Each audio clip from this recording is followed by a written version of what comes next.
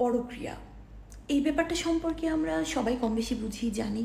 হ্যাঁ আপা, আমরা তো কম বেশি পরকীয়া সম্বন্ধে জানি, হ্যাঁ হ্যাঁ হ্যাঁ, কিন্তু আপনি কি বলতেছেন সেটা একটু খুলে বলেন। বাট আমরা কি কখনো হালাল পরক্রিয়া এই ব্যাপারটা সম্পর্কে জানি? একটু খুলে বলুন।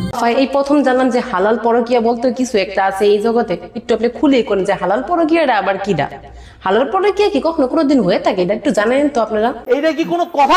আমি যেটা বুঝছি, আমি যেটা জানতে পারছি, আমি যেটা রিয়েলাইজ করছি, এই তোমার এই ফালতু কথা শোনার টাইম আমার নাই। হাজবেন্ড তো থাকবেই, সাথে একটা বয়ফ্রেন্ড মাস্ট বি, বিকজ পরক্রিয়ার জন্য একটা বয়ফ্রেন্ড লাগে।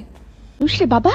জানি জামাইরা রেখা অন্য মাসে কাছে যাওয়া মানে হইতেছে পরকীয়া, বা বউরে রেখা অন্য কোনো সিঁড়ি গেছে যাওয়া মানে পরকীয়া। তো এইটা নিয়ে হালাল কি হইলো? তো সেই বয়ফ্রেন্ডের সাথে আমার সবই হবে, হাজবেন্ডের সাথে আমার যা যা হয়, সুটিয়ে লাল করে দেবো, নোংরামি বার করে দেবো। বাট আমার নিয়ত এরকম থাকবে। কেমন থাকবে ভাই? তুমি তো হালাল পরকীয়া নিয়ে কথা বলতেছো, কিন্তু হালাল কি কখনো পরকীয়া হয় এটাই তো বুঝতেছি না। আবার নিয়েই তো ঠিক থাকতে হবে, এটা কেমন তারা কথা কইতেছো ভাই? যে আমার সব কিছু শুধু আমার বয়ফ্রেন্ডের জন্য আর আমার হাজবেন্ডের জন্য, কারণ আমি একজন সতী নারী। আপনি যে কেমন একজন সতী নারী এটা তো আপনার গেটআপই বোঝা যাচ্ছে। আর আপনার ইজ্জত কি যাবে? ইজ্জত গেছে গা। মেয়েরা 100 ছেলের সাথে সম্পর্ক করে বেড়ায়, বাট যারা হালাল আছে তারা একটা বয়ফ্রেন্ড পালতে পারে, কারণ ওরা হাজবেন্ডের কাছ থেকে যে সুখটা না পাবে সেই সুখটা বয়ফ্রেন্ডের কাছ থেকে নেবে। আসলে সে বুঝাইতে দিতেছে কিটা, সে প্রেম করবো নাকি হালাল পরকীয়া নিয়ে কথা বলবো, নাকি অন্য কোনো মানুষ নিয়ে কথা বলতেছে, নাকি নিজে পরকীয়া করতেছে সেটা নিয়ে কথা তুলে ধরেছে। ভাই তুমি কইতে যারা চাও কি?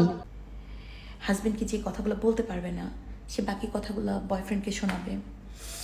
হাজবেন্ড যেসব ডিজায়ারগুলো পূরণ করতে পারবে না, এমন সুযোগ সুবিধা দিতে পারবে না, সেগুলো বয়ফ্রেন্ডের কাছ থেকে নেবে। কথা কি ক্লিয়ার না ভেজাল আছে? এতক্ষণ পরে গিয়া মাথার মধ্যে কিছু একটা ঢুকছে। আপনাদের যদি মাথার মধ্যে কিছু যায় তাহলে কমেন্ট করে জানেন যে সে বুঝাইতে চাইতেছে হাজবেন্ডও থাকবে প্লাস অন্য একটা পুরুষও তার জীবনে থাকবে।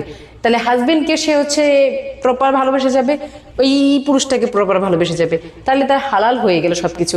ভাই এটা কোনো টপিক্স রইলে কোনো কোনো কথা হইলো? আপনি তো সেলসেলায় বেচতে যাবেন, কারণ তার মাইন্ড তো অনেক পবিত্র, সে তো একজনের সাথেই কমিটেড, সে পারতেছে না, তার ভগ্নাংশ স্বরূপ আরেকজন সেটা মিটাচ্ছে, তো হলো না হালাল। ওনাকে আমি হইতেছে আর কোনো অ্যাডভাইস বলবো, কোনো জ্ঞান দিব না। উনি হইতেছে হালাল পরকীয়া নিয়ে সম্পর্কে কথা বলতে আসছিল, কিন্তু হালাল কোনটা হারাম কোনটা সে নিজেই জানে না, অথচ আমাদের জ্ঞান দিতে আসছে। তো জ্ঞানটা এখান দিয়ে গিয়া এখানটা বের হয়ে গেছে।